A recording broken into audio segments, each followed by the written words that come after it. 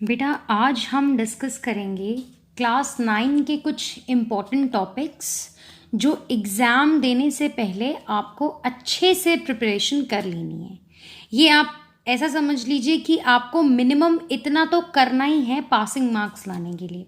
जब ये हो जाए तो इसके बाद आप पूरे सिलेबस को कवर कर सकते हैं। लेकिन अगर आपको कम टाइम में पासिंग मार्क्स लेने हैं तो ये जो कुछ टॉपिक्स हमने यहाँ डिस्कस किए हैं, इन टॉपिक्स को पहले बहुत अच्छे से आपको बिल्कुल टिप्स पे याद कर लेना है। ठीक है बेटा, चलिए देखते हैं कि आपको क्या क्या बहुत अच्छे से करना है। पहला तो है लास्ट ईयर क्वेश्चन पेपर्स, मतलब आप कुछ 4-5 साल के क्वेश्चन पेपर्स ले लीजिए, जो भी फाइनल के क्वेश्चन पेपर्स होंगे, या आप जो आपका जो मिड टर्म थर्ड वाला जो होता है आपका पीरियोडिक 3, तो उसमें भी सारा ही सिलेबस आता है। तो 4-5 साल के कम से कम एक 6-7 पेपर आप इकट्ठे कर लीजिए और उन पेपर्स में जो भी क्वेश्चन आ रखे हैं उनको अच्छे से थरली रिवाइज कर लीजिए। बहुत बार ऐसा होता है, बहुत बार तो क्या इनफैक्ट हर बार कम से कम 5 से 6 नंबर का, कभी काफ़ी बार 10 मार्क्स का भी रिपीट हो जाता है क्वेश्चन। ठीक है, तो 80 में से आपको रिपीटेड क्वेश्चन एटलीस्ट 6-7 नंबर का मिलेगा। तो आप लास्ट ईयर के क्वेश्चन पेपर्स को, उन क्वेश्चंस को बहुत अच्छे से कर लेंगे। कभी कभी तो एज इट इज़ आ जाता है, कभी कभी थोड़ी बहुत लैंग्वेज चेंज करके आंसर आपका वही होता है, बस क्वेश्चन की लैंग्वेज थोड़ी बहुत चेंज होती है। तो पहले आप ये कर लीजिएगा। इसके बाद आपके पास जितने भी आपकी एनसीईआरटी में डिफरेंस बिटवीन है, यानी अंतर स्पष्ट करो। आपके पास अगर सपोर्ट मटेरियल है तो उसमें से कर लीजिए, नहीं है तो एनसीईआरटी में से कर लीजिए। सपोर्ट मटेरियल में ज़्यादा अच्छे से दे रखा है, लेकिन सपोर्ट मटेरियल में काफ़ी बार कुछ मिस्टेक्स भी होती हैं, तो इसीलिए आपको उसका थोड़ा ध्यान रखना है। फाइनल जो आपको लेके चलना है वो एनसीईआरटी लेके चलनी है। तो जितने भी आपको डिफरेंस बिटवीन मिले, अंतर स्पष्ट वाले क्वेश्चंस, उनको बहुत अच्छे से कर लेना है, क्योंकि ये ना डायरेक्ट 3 नंबर के क्वेश्चन में आता है। जो 3 मार्क्स के क्वेश्चन होते हैं आपके, जैसे कि मिक्सचर एंड कंपाउंड्स, मिश्रण और यौगिक, ये है एक अंतर स्पष्ट करो में। आइसोटोप, आइसोबार्स, हिंदी में समस्थानिक और समभारिक। इसी तरह से प्लांट सेल, एनिमल सेल, पादप और जंतु कोशिका, मास एंड वेट, ग्रेविटेशन के चैप्टर में है। द्रव्यमान और भार, एक्यूट एंड क्रॉनिक डिजीज, तीव्र और दीर्घकालिक रोग, ये why do we fall ill के चैप्टर में है। तो जितने भी आपको डिफरेंस बिटवीन वाले मिले, ध्यान रखिएगा बेटा, 3 नंबर में डायरेक्ट उठ के आता है आपका पेपर में, तो ये बहुत अच्छे से आपको कर लेने हैं। इसके अलावा और भी हैं, मैंने मेजर जो मेन दिख रहे थे मुझे, मैंने वो लिख दिए हैं। आपको और मिले तो आप उनको भी कर लीजिएगा अच्छे से। नेक्स्ट है आपका nitrogen cycle, carbon cycle, oxygen cycle. ये आई थिंक आपके सेकेंड लास्ट चैप्टर में है साइकिल्स। इसको भी आपको बहुत अच्छे से कर लेना है, क्योंकि इन तीनों में से कोई ना कोई एक साइकिल आती ही है और 3 नंबर में आती है डायरेक्ट क्वेश्चन, पक्का आएगी ही, तो आप इसको छोड़ेंगे नहीं। आपका फ्लो चार्ट जो होगा एटलीस्ट उतना भी बना देंगे, फ्लो चार्ट के साथ आप एक आधा 3-4 लाइन और लिख देंगे तो आपको पूरे के पूरे 3 नंबर मिलेंगे। तो प्लीज़ इन तीनों साइकिल्स को अच्छे से रट लेना, ठीक है, आएगा ही पक्का से। उसके बाद डायग्राम्स, बायो में स्पेशली, बायो में जितने भी डायग्राम्स हैं, मैं सारे नहीं बोलूँगी, सारे नहीं करने, बट ज़्यादातर जो सेल्स के डायग्राम हैं, ठीक है, जैसे यहाँ पे मैंने न्यूरॉन लिख दिया क्योंकि काफ़ी बार आता है। कोशिका यानी कि सेल्स, जिसमें एनिमल सेल या प्लांट सेल, उनको आप अच्छे से कर लीजिएगा। बायो के जितने भी आपको डायग्राम लगे, जब आप लास्ट ईयर के पेपर्स देखेंगे ना, आप देखेंगे उनमें एक ना एक क्वेश्चन डायग्राम का आ ही रखा है। 3 मार्क्स में आता है ज़्यादातर, एक्चुअली 5 नंबर में आता है 3 मार्क्स का डायग्राम और 2 नंबर का कोई और एक क्वेश्चन। तो जब आप ये लास्ट ईयर के क्वेश्चन पेपर्स देख लेंगे तो आपको अपने आप ही आइडिया हो जाएगा कि कौन से डायग्राम्स इंपॉर्टेंट हैं। बट बेटा ये बहुत इंपॉर्टेंट है 3 नंबर के लिए। तो 3 नंबर आपके साइकिल से आ जाएगा, 3 नंबर आपको डायग्राम से आ जाएगा, 3 नंबर आपको ये जो आपके डिफरेंस बिटवीन है उनसे पता चल जाएगा। तो इसी तरह से बेटा पास होने लायक नंबर तो ऐसे ही जुगाड़ आपको करना पड़ेगा, तो ये बिल्कुल मत छोड़िएगा अपने डायग्राम्स, ठीक है। उसके बाद ग्रेविटेशन चैप्टर बहुत इंपॉर्टेंट है, गुरुत्वाकर्षण चैप्टर 10 है आई गेस। इस चैप्टर में से बहुत सारे क्वेश्चंस बनते हैं, बहुत, आप इस चैप्टर को तो बहुत अच्छे से रिवीजन कर लीजिए। नहीं समझ आ रहा है 9th क्लियर करने के लिए आप इनको रट लीजिए थोड़े टाइम के लिए, क्योंकि पास तो होना ही है, राइट। तो ये वाला चैप्टर बहुत इंपॉर्टेंट है। अब मैं आपको कुछ चैप्टर्स बताऊंगी 4-5 जो आपको करने। देखिए ये बेसिक सी चीज़ें हैं जो आपको करनी ही करनी है, जो कि पूरे बुक्स में से आपको मिलेंगी। Difference between question papers, diagram, तो ये आपको पूरे बुक्स में से जो भी मिलेंगी वो करेंगे। बाकी जो 4-5 चैप्टर्स हैं जो इम्पॉर्टेंट हैं, उनकी वेटेज ज़्यादा है मार्क्स के पॉइंट ऑफ व्यू से। वो पहला है ग्रेविटेशन, जिसमें से बेसिक क्वेश्चन है आपका वो जो यूनिवर्सल लॉ ऑफ ग्रेविटेशन है, सार्वत्रिक नियम जो होता है गुरुत्वाकर्षण का, वो जिसमें एक आपको डायग्राम दे रखा है, दो ऐसे गोले गोले, एक अर्थ बना दिया, एक मून बना दिया, या कोई भी दो ऑब्जेक्ट, आपको उनके बीच की डिस्टेंस लिख दिया आपने, तो आपको एक वो डायग्राम बनाना होगा, एक ये नियम, ये स्टेटमेंट लिखनी होगी, और प्लस एक फॉर्मूला जो है इसका, जो दैट इज़ F=g m1m2/d² या r², वटेवर। तो आपको वो लॉ में जैसे ही पूछा जाए यूनिवर्सल लॉ ऑफ ग्रेविटेशन, तो आपको वो तीनों चीज़ें इंक्लूड करनी होती हैं, ताकि कहीं पर भी मार्क्स कटने के चांस ना रहें, ठीक है। ये इंपॉर्टेंट है। इसके अलावा बायोन्सी, ये भी 1 नंबर में पूछा जाता है। उत्प्लावकता या उत्प्लावन बल, ये क्या होती है, ये भी 1 नंबर में आता है। इसके अलावा आर्किमिडीज प्रिंसिपल, जो आर्किमिडीज का सिद्धांत है, ये भी पूछा जाता है।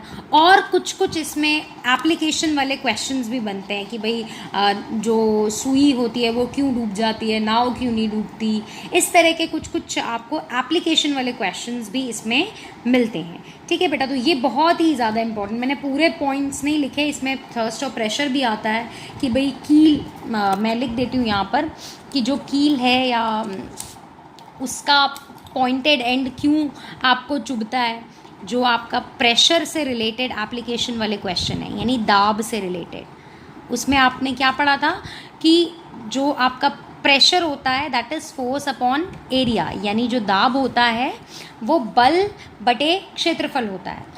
तो जो आप इसमें क्वेश्चन क्या आ सकते हैं कि भाई हमारा जो बैग होता है वो चौड़े पट्टे वाला क्यों होता है, तो आप लिखेंगे भी चौड़ा पट्टा का मतलब एरिया ज़्यादा तो प्रेशर कम। या मटका हम जब सर पे रखते हैं तो उसके मटके के ऊपर पहले गोला गोला करके कपड़ा क्यों रखते हैं। इस तरह के क्वेश्चंस कुछ आपके जो हैं वो एप्लीकेशन वाले क्वेश्चंस भी इसी चैप्टर के हैं, इसीलिए बोल रही हूँ ना ये चैप्टर बहुत इंपॉर्टेंट है, तो आपको बहुत ध्यान से करना है, ठीक। इसके अलावा रेवरबरेशन और इको, ये जो साउंड वाला चैप्टर है, ये भी 1-1 नंबर में आ जाता है। जैसे लास्ट ईयर भी रेवरबरेशन आया था, व्हाट इज़ रेवरबरेशन या व्हाट इज़ इको, तो प्रतिध्वनि और गूंज, तो ये भी 1-1 मार्क में आ जाता है, ये भी करना है आपको। फिर नेक्स्ट चैप्टर जो बहुत इंपॉर्टेंट है वो है why do we fall ill, यानी हम बीमार क्यों पड़ते हैं। इसमें से बहुत सारे क्वेश्चंस आते हैं बेटा। देखिए एक तो मैंने डिफरेंस बिटवीन यहाँ लिख दिया होगा, एक्यूट एंड क्रॉनिक डिजीज़, तीव्र और दीर्घकालिक रोग, ठीक है। तो एक तो ये इसका क्वेश्चन बनता है डायरेक्ट। इसके अलावा काफ़ी बार ये भी क्वेश्चन आ जाता है कि भाई आपको कुछ डिजीज़ यानी कुछ रोग के नाम दे रखे होते हैं और आपको पूछ लेता है कि ये रोग किससे होता है, किस माइक्रो ऑर्गेनिज्म से होता है, बैक्टीरिया से होता है, फंगी से होता है, किससे होता है, प्रोटोजोआ से होता है। तो वो भी आपके सपोर्ट मटेरियल में बहुत अच्छी सी टेबल बनी हुई है, आपको कुछ 3-5-6 डिजीज़ यानी रोग के नाम लिखे हुए हैं और वो किसकी वजह से होते हैं वो उसके सामने लिखा हुआ है, कौन से सूक्ष्म जीव की वजह से होता है। तो वो वाला क्वेश्चन भी इस वाले चैप्टर से बनता है। इसके अलावा इसमें कुछ और भी क्वेश्चंस बन जाते हैं, जैसे HIV एड्स का क्वेश्चन आ जाता है इसमें से, वो जनरल जो क्वेश्चंस होते हैं। इसके अलावा आ जाता है कि भाई सेक्सुअली ट्रांसमिटेड डिजीज़ STDs कैसे आप उनको बचा सकते हैं, या फिर ये तो कुछ कुछ बेसिक से क्वेश्चन है जिसके लिए आपको एक्स्ट्रा पढ़ने की ज़रूरत नहीं है, वो आप टीवी में ऐड वगैरह देख के भी आप उन क्वेश्चंस के आंसर दे सकते हैं। जैसे गर्भ निरोध के लिए यानी कि अपना प्रेगनेंसी अवॉइड करने के लिए क्या क्या हम मेजर्स यूज़ कर सकते हैं, कौन कौन से तरीके अपना सकते हैं, जिसमें आपने पढ़ा होगा भाई ऑपरेशन कर सकते हैं, ट्यूबेक्टोमिक वेसेक्टोमी, आप कॉपर्टी लगा सकते हैं, आप कॉन्डम यूज़ कर सकते हैं, आप पिल्स यूज़ कर सकते हैं। तो वो सारे क्वेश्चंस इसमें से आते ही हैं बेटा। देखिए आपके एग्ज़ाम में 8 से 10 नंबर का पेपर ऐसा होता है जिसके लिए आपको स्पेशल पढ़ाई करने की ज़रूरत नहीं है, वो अगर आप थोड़ा बहुत भी आप अपना दिमाग चलाएं तो आ जाएगा। जैसे काफ़ी बार पॉल्यूशन का क्वेश्चन आ जाता है, प्रदूषण का, जल प्रदूषण क्यों होता है, या मच्छरों से कैसे बच सकता है, मलेरिया से कैसे बच सकते हैं। तो ये तो आपको थोड़ी सी बेसिक अंडरस्टैंडिंग होनी चाहिए कि प्रदूषण आए तो हम, पॉल्यूशन आए तो क्या क्या चीज़ें लिख सकते हैं, है ना, या उनको कैसे कम किया जा सकता है, या मलेरिया से कैसे बचा जा सकता है, जाहिर है मच्छर से कैसे बचा जा सकता है। तो ये सब चीज़ें आपको एक्स्ट्रा पढ़ाई करने की ज़रूरत नहीं है। तो 10 नंबर आपके वैसे ही आपको ईजिली मिल जाएंगे, 10 तो नहीं पर 6-7 नंबर ऐसा होता है आपके पेपर में। इसके अलावा नेक्स्ट जो चैप्टर है वो है एटम्स एंड मॉलिक्यूल्स, परमाणु एवं अणु, चैप्टर 3, ठीक है, ये भी बहुत इंपॉर्टेंट है।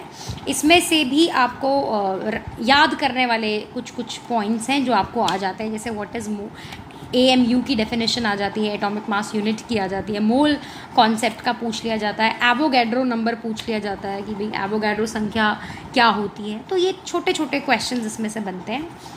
इसके बाद है स्ट्रक्चर ऑफ एटम्स। हाँ, इसमें से एक बड़ा इंपॉर्टेंट क्वेश्चन बनता है, वो है फॉर्मूला बनाने का क्वेश्चन, जो आप वैलेंसी लिख के आप ऐसे क्रॉस करके अगर आपने पढ़ाई की करनी शुरू कर दी होगी तो आपको ये याद आ जाएगा कि जैसे NaCl इसका फॉर्मूला कैसे बना। तो आप लिखते हैं कि Na की वैलेंसी 1 है +1, इसकी वैलेंसी -1 है, दोनों को ऐसे क्रॉस मल्टीप्लाई करो और फिर ये NaCl आ जाता है। तो इस तरह के कुछ ये क्वेश्चन आता ही है, बट मैं इसलिए मैंने नहीं लिखा क्योंकि मुझे पता है कुछ बच्चों को इसको समझने में थोड़ी सी दिक्कत होती है, इसीलिए ये चीज़ मैंने नहीं लिखी। अगर आपको ये चीज़ समझ में आ जाती है तो बेटा आप 2-3 नंबर और इंश्योर कर लेते हो कि आपको मिल जाएंगे। क्लियर। नेक्स्ट चैप्टर है इंपॉर्टेंट, स्ट्रक्चर ऑफ एटम्स, यानी परमाणु की संरचना। इसमें से बहुत चीज़ें आती हैं, जैसे कि मॉडल्स, जो थॉमसन मॉडल है, रदरफोर्ड मॉडल है। जैसे मान लीजिए थॉमसन मॉडल आ जाए तो आप वो गोल सा बना देंगे, प्लम पुडिंग मॉडल, और फिर लिख देंगे कि उन्होंने दो बातें बोली थी। अगर आपको याद नहीं है तो प्लीज़ आप 9th की क्लास की वीडियो देख सकते हैं, आपको थोड़ा ज़्यादा अच्छे से क्लैरिटी हो जाएगी। तो मॉडल्स आ जाते हैं काफ़ी बार, ऐसी एक नंबर में एटॉमिक नंबर या मास नंबर पूछ लेता है, परमाणु संख्या, द्रव्यमान संख्या। इलेक्ट्रॉनिक कॉन्फ़िगरेशन तो पूछता ही है, इलेक्ट्रॉनिक विन्यास जो आप इस तरह से बनाते हैं ना, कि मान लीजिए आपसे पूछा हीलियम का बनाओ, तो आप बीच में बनाते हैं न्यूक्लियस यानी केंद्रक, और फिर बनाते हैं बाहर की शेल जिसमें 2 इलेक्ट्रॉन आते हैं। तो ये इलेक्ट्रॉनिक कॉन्फ़िगरेशन यानी इलेक्ट्रॉनिक विन्यास के 18 डायग्राम्स, मेरे ख्याल से 18 एलिमेंट यानी 18 तत्व के बने हुए हैं आपकी किताब में, आपको उनको अच्छे से देख लेना है। वैलेंसी क्या है 1 मार्क में पूछा जाता है, संयोजकता, ये इसीलिए बोल रही हूँ ये वाला चैप्टर, ये atom and molecule, structure of atom, ये बहुत इंपॉर्टेंट चैप्टर्स हैं। इसके अलावा चैप्टर 5 यानी सेल, वो जो फंडामेंटल यूनिट ऑफ लाइफ जो है, हमारे जीवन की मौलिक इकाई सेल यानी कोशिका, इसको अच्छे से आपको याद कर लेना है क्योंकि इसमें से भी बहुत सारे क्वेश्चन आते हैं। कुछ तो मैंने यहाँ लिख दिए, एनिमल सेल और प्लांट सेल। इसके अलावा पूछा जाता है आपसे एक नंबर में कि भाई सुसाइडल बैग्स किसको कहते हैं, या फिर power house of body cell क्या है, तो माइटोकॉन्ड्रिया। इस तरह से क्वेश्चंस इसमें से बनते हैं और याद करने वाला चैप्टर है, इसीलिए आपके पास टाइम है अभी एग्ज़ाम में, आप कर सकते हैं ये। ठीक है, तो ये कुछ जो चैप्टर्स हो गए, जैसे चैप्टर 5 पहला चैप्टर ये आपको करना है, फिर ये structure of atom, atom and molecules 3 chapter यहाँ हो गए। इसी तरह से gravitation 4 chapter, why do we fall 5 chapter, और फिर ये जो कुछ बेसिक सी आपको करने ही हैं पास होने के लिए। इसके अलावा अगर आप कर सकते हो तो फॉर्मूला फॉर न्यूमेरिकल्स भी कर लेना, जो आपके न्यूमेरिकल वाले क्वेश्चन आते हैं। तो छोटे छोटे फॉर्मूलाज अगर आपको मिल जाते हैं, याद कर सकते हो आप, जैसे साउंड के चैप्टर में है छोटे छोटे फॉर्मूला, ठीक है, ऐसी फोर्स के चैप्टर में है छोटे से फॉर्मूले। तो अगर आप फॉर्मूला भी याद कर लो और कोई न्यूमेरिकल वाला क्वेश्चन आ जाए तो सिर्फ फॉर्मूला भी लिख दोगे तो आधा 1 नंबर आपको मिल जाएगा, राइट। अगर आपको सारा सॉल्व करना नहीं भी आता है और फॉर्मूला आपको याद है तो प्लीज़ फॉर्मूला लिख दें ताकि आपको थोड़े बहुत मार्क्स मिल जाएं। तो बेटा ये कुछ हैं, इनके अलावा भी आपको बहुत कुछ करना है, लेकिन अगर ना कर पाओ और सिर्फ पासिंग नंबर लाने हो तो इतना तो आपको करना ही करना है। क्लियर बेटा। बाकी I wish you all the best, आप ये सब कर लीजिए, टाइम है, प्रिपेयर कीजिए, डोंट वरी, हो जाएगा। All the best, thank you.